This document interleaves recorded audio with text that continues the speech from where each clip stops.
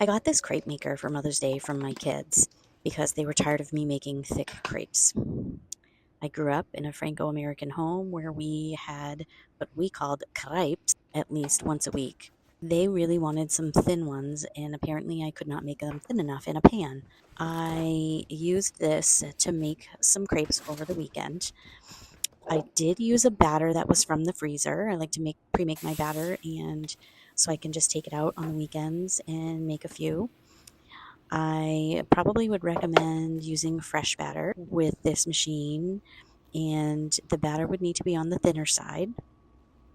It did take a little bit of a learning curve. As you can see, there are little ridges from the drips in the catching pan.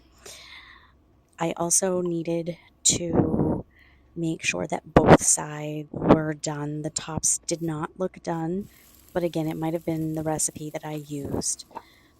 So I would flip the crepe over and just let it cook a tiny bit on the other side so that it would not be runny.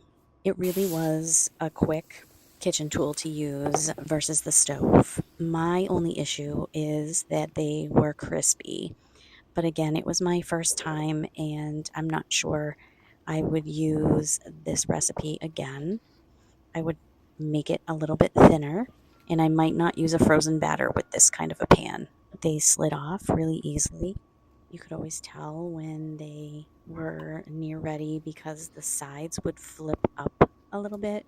It was super easy to just flip and let it cook for 15 to 20 seconds on the other side, and then slide right into the dish.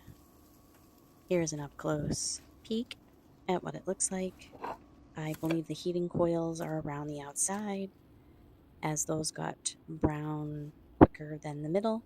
I have a Franco American background, and the way that we eat them is with a little bit of brown sugar in the center, and you roll them up and add a little bit of maple syrup.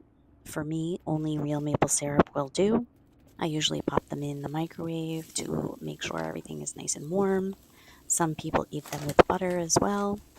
My son likes a cream cheese and powdered sugar mixture with some lemon. Overall, they were just as delicious as if I cooked them in the pan.